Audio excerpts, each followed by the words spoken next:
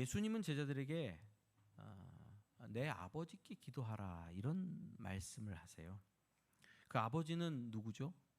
예수님이 자기 아버지라 부르는 아버지죠. 그래서 하나님 아버지께 그 아버지를 우리 아버지라고 부르면서 기도하라 이렇게 말씀하십니다. 이 말씀을 통해서 우리가 알 수 있는 것은 제자들이 새로운 아버지를 모시는 운명을 갖게 됐다. 이런 걸 알 수 있습니다. 제자들이 하나님께서 아버지 노릇을 해주시는 거예요. 전능하신 창조주 하나님께서 아버지 노릇을 해주시는 그런 운명에 놓여 있다. 이런 겁니다. 그래서 너의 아버지께 기도해. 하나님 아버지께 기도해. 라고 하는 것은, 그럼 예수님의 말씀은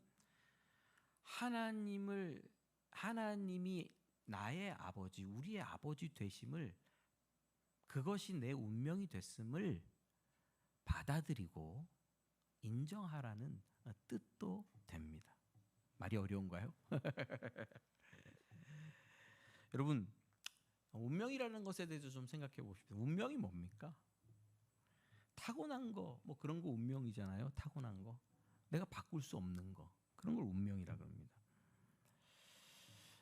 예전에는 공부는 열심히만 하면 다 잘할 수 있다. 너도 잘할 수 있어. 열심히 해. 그랬습니다. 근데 공부를 연구한, 인간을 연구한 학자들은 다른 얘기를 합니다. 공부는 타고나야 된다. 지능, 집중력, 지구력, 이게 공부를 지배합니다. 그래서 아무나 공부를 잘할 수 있는 것은 아닙니다. 이게 학자들의 얘기입니다. 어떤 면에서는 운명이죠. 타고난 거죠. 거기다가 또 한국에서 서울대학교를 가려면 집안도 타고내야 된다고 하는 얘기가 납니다. 부모님께 물려받은 머리, 엄마의 정보력, 아버지의 무관심, 조부모의 경제력, 이게 다 뒷받침이 돼야 된다 그래요. 중요한 건 아버지가 무관심해야 됩니다. 왈가왈부하면 안 된답니다. 애들이 승질나서 공부 안 하니까. 그래서 예전보다 이 좋은 대학교, 스카이라고 하는 대학교 학생들 조사해 보면 이 강남 비율이, 또 송파 강남 비율이 굉장히 훨씬 높아졌다고 합니다. 이건 뭐죠? 그런 집안에서 태어나야 스카이에 들어갈 수 있는 공식이 더욱더 곤고해졌다라고 할 수 있는 거죠. 외모는요? 외모는 저는 타고난 운명, 여기서 타고난 운명, 여기에 갇혀 있죠. 정우성 씨 뭐 잘생겼다고 하는데 얘네들은 뭐 모르겠죠. 요즘 잘생긴 연예인들 너무 많은데 타고난 거죠. 말빨도 타고나야 됩니다. 이게 마음대로 안 됩니다. 사업 성공은요? 한번 물어봅시다. 사업 성공은 열심히만 하면 잘 됩니까?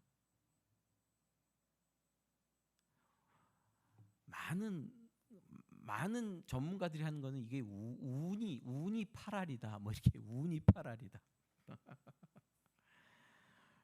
자, 이렇게 타고난 것, 내가 결정하지 않고 선택하지 않은 것들이 운명처럼 우리를 지배합니다. 그래서 숨 막히고 답답해요. 어떻게 벗어날 길이 없으니까. 총균세라고 이렇게 두꺼운 책이 있어요. 읽어보셨습니까? 총균세? 읽기도 굉장히 어려운데 전 한 반쯤 읽었는지 중간중간에 또 봤습니다만, 문제의식이 뭐냐 하면 왜 유럽 사람들이나 서구 사람들은 발전해서 잘 살고 아프리카 사람들이나 이런 사람들은 못 사냐? 왜 그렇죠? 그것을 지리학적으로 설명합니다.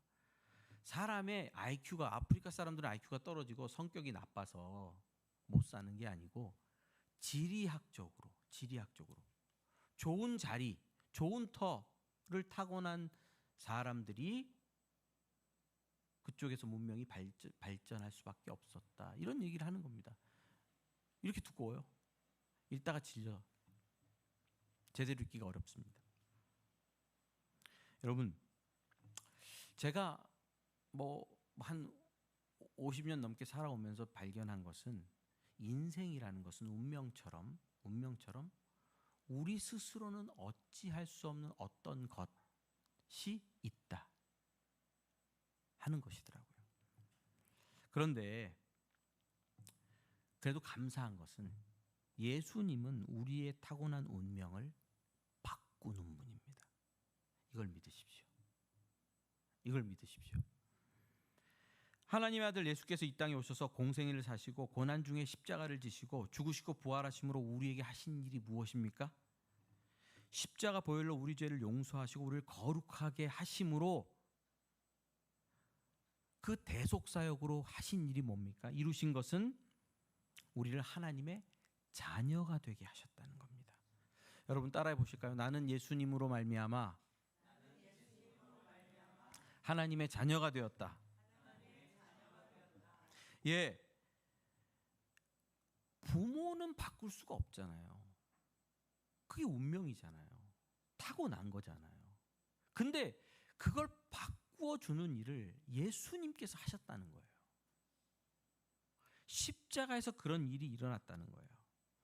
어떻게 되었습니까? 하나님의 자녀가 되는 일이 일어났다. 하나님이 우리에게 아버지 노릇해 주시는 그런 삶이 우리 인생의 운명이 되었다. 그래서 요한은 이 진리를 닮아서 요한복음 1장 12, 13절에 이렇게 말합니다. 영접하는 자 곧 그 이름을 믿는 자들에게는 하나님의 자녀가 되는 권세를 주셨으니 이는 혈통으로나 육종으로나 사람의 뜻으로 나지 아니하고 오직 하나님께로부터 난 자들이 되었느니라. 여기는 없습니다. 제가 띄우질 않았거든요. 여러분, 우리는 예수님을 영접하는 자들은 하나님의 자녀된 권세를 가졌고 하나님으로부터 난 자들이다, 이렇게 말합니다. 바울이 또 이런 얘기를 합니다. 너희는 다시 무소하는 종의 영을 받지 아니하고 양자의 영을 받았으므로 우리가 아빠 아버지라 부르짖느니라. 누구를요? 전능하신 창조주 하나님, 크신 하나님. 이슬람에서는 그 하나님은 이 땅에 이렇게 발도 못 디디십니다. 이슬람의 하나님. 왜? 너무 거룩하기 때문에. 그 거룩하신 하나님이 이 세상, 이 타락한 세상에 발을 디딘다고? 그래서 이슬람의 하나님은 너무 가락하기 때문에 세상과 격리되어 계십니다. 그럼 누가 세상을 구원해야 되죠? 우리가. 사람이 알라의 뜻을 받들어서. 그런데 예수님을 믿는 자들에게 성령을 부어주시고 예수님을 믿는 자들의 몸 안에 몸을 성전 삼아서 성령 하나님께서 임재하셔서 우리에게 행하시는 일은 우리 입술로 하나님을 아빠, 아버지라 부르게 하시는 일을 하셨다는 겁니다. 여러분, 예수님 때문에 우리는 운명이 바뀌었습니다. 저는 이걸 믿습니다. 전능하신 분, 신실하신 분, 선하신 분, 아름다우신 분. 제가 구약 성경을 공부하고 신약 성경을 공부하면서 내 마음에 하나님은 이런 분이야 하는 겁니다. 전능하신 창조주시고 선하고 선한 분이고 그야말로 약속을 지키시는 신실한 분이고 세상 그 무엇보다도 아름다운 분이죠. 그런데 그분이 내 인생의 아버지 노릇해 주시는 복을 내가 받게 되었다. 가문이 바뀐 겁니다. 내 타고난 자리가 바뀐 겁니다. 하나님의 자녀로 다시 태어나는 일이 예수님으로 말미암아 우리 안에 일어났다. 이게 복음입니다. 어떤 드라마 보니까 송중기 씨가 일반 사원으로 있다가 재벌가의 손주로 다시 태어나는 뭐 그런 황당한 드라마도 있더라고요. 말도 안 되지만 그럼 말도 안 되는 일이 우리에게 일어나요. 예수님을 믿으면 전능하신 창조주 하나님 만왕의 왕의 자녀로 다시 태어나는 일이 생겨납니다. 그 일 때문에 예수님께서 뭐라고 말씀하십니까? 너는 기도할 때 네 아버지께 기도해. 그 아버지가 나 예수의 아버지야. 우리의 아버지야. 그분께 기도해. 이렇게 말씀해 주십니다. 여러분, 예수님의 말씀대로 우리가 기도할 때 하늘에 계신 우리 아버지요. 우리 주기도문 첫 말씀이죠. 하늘에 계신 우리 아버지요 라고 부를 때 우리는 이런 행위를 하는 겁니다. 하나님, 내 운명이 바뀌었습니다. 하나님이 내 아버지 되시는 운명으로 내가 다시 태어났음을 내가 믿습니다. 하나님, 나를 다스려 주십시오. 그 선함과 자비로우심과 지혜와 능력으로 내 인생의 아버지 노릇해 주십시오 라는 뜻이 들어있는 겁니다. 우리는 기도할 때마다 생각합니다. 그리고 인정해야 됩니다. 아, 내 운명은 달라졌구나. 사실 인생은 가도 끝이 없어요. 해도 소용이 없는 일들이 많고 헛되고 헛된 생활이 난무합니다. 그러나 여러분, 그런 삶의 현장에서 선하신 하나님이 아버지가 되셔서 내 인생을 복되게 하신다, 열매를 맺게 하신다 라는 것이 우리의 운명이 되었습니다. 여러분들의 기도가 하나님이 내 인생의 아버지 되셨다 하는 사실을 온전히 인정하는 자리가 되시기를 주님의 이름으로 축원합니다. 저는 제 인생의 현실을 많이 분석합니다. 요즘 뭐 ENFP, 뭐라 그러죠? MBTI로 따지면 ENFP라 그럽니다. 제가 프랭클린 유니버시티에서 ENF 이 학교 한 학기 과목이 있어요. MBTI를 분석하고 MBTI 조사하고 그걸 어떻게 활용할 것인가 하는 게 경영학과 한 과목으로 등록되어 있을 정도로 굉장히 중요하게 여기는데, 저는 ENFP. 그래서 모든 결정을 할 때 F는 뭐냐면 감정을 따라서 결정합니다. 분석해보고 결정하지 않고. 그게 F의 뜻인데 F가 굉장히 강하게 나타납니다. 근데 살아보니까 F로 결정하면 실패가 많아요. 따져보지 않고 그냥 감정대로 갔다가 망하는 거예요, 인생이. 너무 많이 망해보니까 아니겠다. 조사해보고 또 물어보고 따져보고 그 분석하는 사람들 얘기를 들어보자. 그런데 오히려 귀를 기울이게 됐어요. 그래서 교회 사역의 현장에서는 굉장히 많이 분석하고 분석한 사람들의 이야기를 참고하려고 합니다. 그래서 제 인생과 제 현실을 분석하게 됩니다.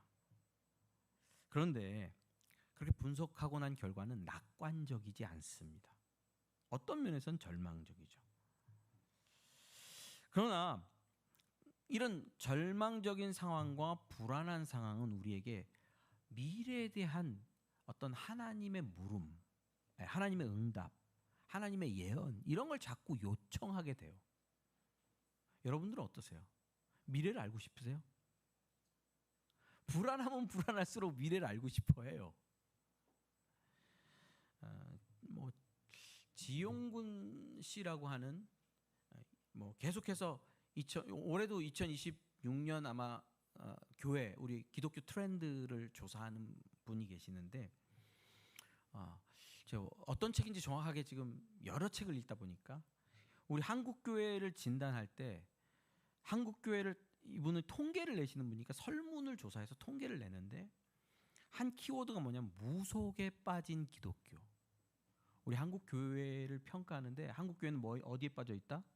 무속에 빠져 있다고 평가를 합니다. 그 이유는 뭐예요? 무속이라는 건 뭐예요? 불안하니까 미래를 알고 싶고 미래를 점치고 싶고 미래를 의지하고 싶고. 그러나 여러분, 정말 저와 여러분들에게 필요한 것은 미래에 대한 예언이 아닌 줄 압니다. 예언이라는 운명에 저는 저를 맡기고 싶지 않습니다. 오늘도 내일도 모레도 영원히 내 인생을 주관하시는 분이 있어요. 그분이 누구지요? 전능하신 창조주 하나님. 거기 뭐가 붙어요? 아버지. 그분 손 붙잡고 가는 거예요. 그분 손 붙잡고 오늘을 살면 내일이 오는 거예요. 내 인생의 운명은 미래에 이렇게 될 것이다 하는 예언에 달려있지 않고 오늘 내 손을 붙들고 계시는 하나님 아버지께 있습니다. 그래서 저는 더 기도합니다. 현실을 분석해서 불안하고 어찌해야 될지 모를 때 하나님 아버지 앞으로 나갑니다. 그럼 누가 발견되죠? 하나님 아버지께서 계시죠. 하나님 아버지가 거기 계시죠. 그분과 소통하며 그분이 내 인생에 함께 동행하고 계시다는 것을 확인할 때 예언이 필요 없어집니다. 하나님 붙들고 나가면 되니까요. 여러분, 일반적으로 청소년 아이들에게, 우리 청소년들 있잖아요. 청소년들, 우리 이런 애들, 너 미래를 준비해. 그럼 듣습니까? 안 들어요. 무슨 미래를 준비해. 내가 무슨 미래를 준비해. 너 공부해야지, 미래를 위해서. 그럼 네, 공부할게요. 그 들려요? 왜 안 들립니까? 부모 슬하에 있으니까. 다 책임져 주니까 뭘 내가 지금 미래를 준비해. 이런 생각이 드는 거죠. 근데 뭐 학교 졸업하고 나서 성인이 되면요, 요즘 젊은 친구들 잠을 못 잡니다. 직장 때문에 잠을 못 잡니다. 결혼 문제 쉽지 않아서 잠을 못 잡니다. 집을 어디 얻고 어떻게 살아야 될지 몰라서 잠을 못 잡니다. 부모 손에서 벗어나면, 부모 슬하에서 벗어나면 불안이 지배하죠. 그때 미래 걱정하게 되는 거죠. 점 보고 예언 듣고 하는데 집중할 수밖에 없죠.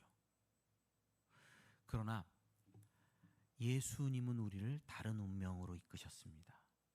전능하신 창조주 하나님이 우리의 아빠가 되는 운명. 그 안에서 우리는 평안합니다. 평안합니다. 여러분, 예수님을 믿는다면 기도하셔야 됩니다. 그냥 그래 아빠구나 하고 넘어가지 마시고 예수님께서 말씀하셨잖아요. 내 아버지께 기도하라. 기도하라고요. 기도의 자리로 나아가서 언제까지 기도해야 됩니까? 하나님이 내 인생의 아버지 되심을 확신이 들 때까지, 알려주실 때까지, 성령께서 내 안에서 아바 아버지라 온전히 부를 수 있도록 역사하실 때까지 우리는 기도할 필요가 있습니다. 세상은 외롭죠. 고달픕니다. 그러나 고요한 중에, 외로운 중에, 고달픈 중에 하나님 앞으로 나아갑니다.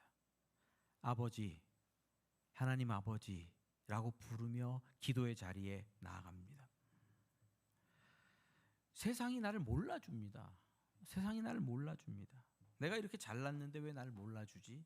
내가 열심히 내가 일터에서도 내 직장에서도 제일 열심히 일하는데 왜 나만 몰라주지? 그럴 때 하나님 아버지 앞으로 나아갑니다. 세상이 나를 거절할 수도 있죠. 어떤 때는 육신의 부모가 거절해서 버림받은 사람들도 있잖아요. 나는 다 버림받았어. 여러분, 괜찮습니다.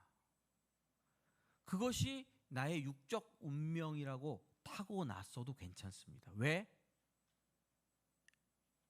하나님의 아들 예수께서 십자가에서 죽으심으로 나를 새로운 운명 가운데 두셨습니다. 하나님이 아버지 되는 운명 가운데. 그래서 우리는 그 속에서 나를 깊이 아시는 아버지를 만납니다. 모태에서 나를 만드셨고 지금까지 내가 살아오고 내가 당한 일들도 다 아시고 나의 죄와 수치와 나의 연약함도 아시고 하나님 앞에서 나의 충성과 나의 노력과 나의 헌신도 다 아시는 그분 앞에 안기는 겁니다. 하나님 아버지여라고 나의 운명을 믿고 아뢰을 때 그분 안에서 다 해소되고 위로받고 새로워지는 것이죠. 여러분, 전능하신 창조주 하나님께서 모태에서 나를 조성하실 때 우리와 함께 하셨습니다. 그리고 하나님의 생명을 우리에게 지속적으로 부어 넣어주고 계십니다. 그것이 영생입니다. 그 안에서 우리는 외로움도, 고달픈 인생도, 또 몰려오는 거절감도, 버림받았다고 하는 생각들도 다 이길 수 있는 줄 믿습니다. 한 가지만 더 말씀드립니다. 이렇게 기도할 때는 여러분 조건을 다 내려놓고 기도하십시오. 조건을. 우리는 습관적으로 하나님 앞에 나아갈 때 어떤 조건을 자꾸 들이대요. 언제 알 수 있냐면 인생이 잘 안 풀릴 때 내가 하나님 앞에 조건을 들이댔구나 하는 것을 알 수 있어요. 알 수 있어요. 누가 취업 시험을 봤는데 떨어졌다고 생각해 보십시오. 청년 회장이야. 우리는 뭐 청년 회장은 없지만 청년 회장이 열심히 주를 섬기면서 취업 시험 봤는데 떨어졌다. 그럼 어떻게 할까요? 하나님, 내가 청년 회장으로 열심히 섬기고 봉사하고 주일 섬겼는데 왜 대학이 아니죠. 취업을 떨어뜨립니까? 하나님 살아계신 거 맞습니까?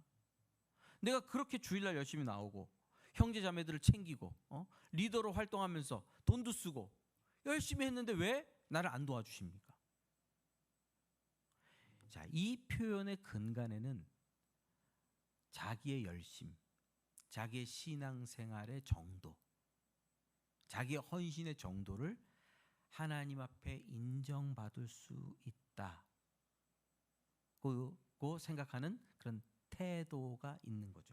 그것을 그런 종교적인 행위들을 하나님 앞에 조건으로 갖고 나가는 겁니다. 하나님, 내가 이렇게 했으니까 나한테 이만큼 해주십시오라는 하나님과 거래 관계를 맺고 있는 것입니다. 여러분, 내가 주일 교회에 이렇게 나와 주었는데 하나님 나에게 상 주어야 되는 거 아닌가요? 이렇게 헌금하고 봉사하고 작정기도 드렸는데 이런 말 속에는 하나님은 내게 무언가를 받아야만 내게 응답하신다고 하는 생각이 깔려 있는 겁니다. 한번 여쭤볼게요. 내가 아무것도 안 드려도 하나님 내게 응답하십니까? 어떠세요? 우리 유한이 오늘 갔다 왔어? 편의점? 뭐 먹었어 혹시? 그래. 너 엄마한테 뭐 돈 내고 먹었어? 아니면 알아서 그냥 엄마가 사줬어?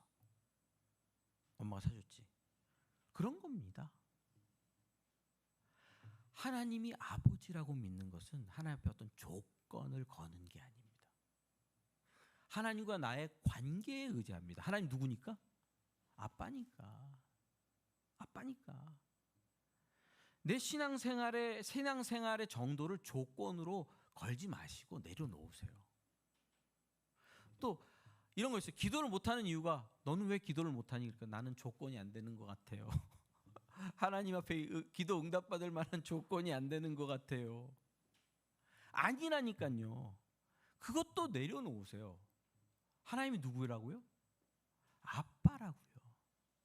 예수님께서 십자가에서 이루신 그 일이 하나님과 나를 이 부모 자식 관계로 바꾸셨다고요. 우리는 십자가의 보혈과 그로 말미암은 그 관계에 의지해서 기도합니다. 하나님, 내가 잘한 것이 없지만은 좀 도와주십시오. 하나님, 내가 복받을 자격이 없지만은 예수 그리스도의 보혈의 공로 의지하여서 하나님이 내 아빠 아닙니까? 내 인생에 복을 주십시오. 기도할 수 있습니다. 뻔뻔하지 않냐? 우리 부모님들은 그렇게 생각하는 겁니다. 이 자식 새끼들은 다 뻔뻔해. 뻔뻔해. 언제 전화합니까? 돈 달랠 때만 전화 옵니다. 평소에는 잔소리하면 삐지고 칼같이 엄마는 아빠는 뭐 그런 얘기를 한다고 그러다가도 뜨르릉 전화 와서 엄마 아빠 이럴 때는 필요한 게 있잖아요. 뻔뻔하잖아요. 그럴 수 있는 관계니까 그런 겁니다. 그럴 수 있는 관계니까. 하나님과 우리의 관계에 예수 그리스도의 십자가의 보혈의 공로 외에 다른 것을 끼워 넣지 마십시오. 나의 종교적인 행위, 나의 윤리적 도덕적인 행위, 내 인간적 성취 다 내려놓으시고 그냥 아버지 앞으로 나아가십시오. 예수님께서 이렇게 말씀하셨어요. 네 아버지께 기도하라. 네 아버지께 기도하라. 누구예요? 그 아버지가. 그 아버지께 많이 기도하십시오. 더 많이 기도하십시오. 더 오래 기도하십시오.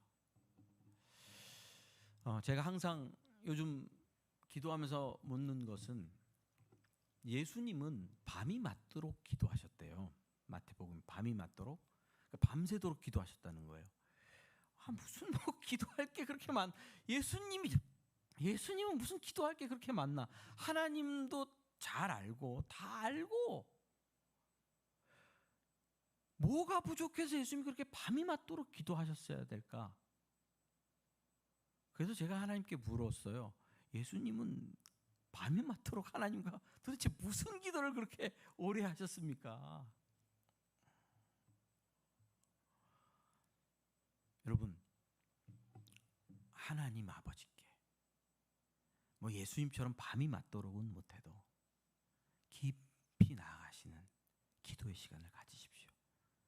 밤에도 아침에도 뭐 낮에도 어떻습니까? 점심 먹고 산책하면서 하나님 아버지 부르면서 예수 그리스도께서 우리에게 만들어주신 그 운명 가운데 들어가십시오. 그 운명이 우리를 지배하고 있습니다. 그 운명을 받아 누리시는 축복이 있으시길 주님의 이름으로 축원합니다.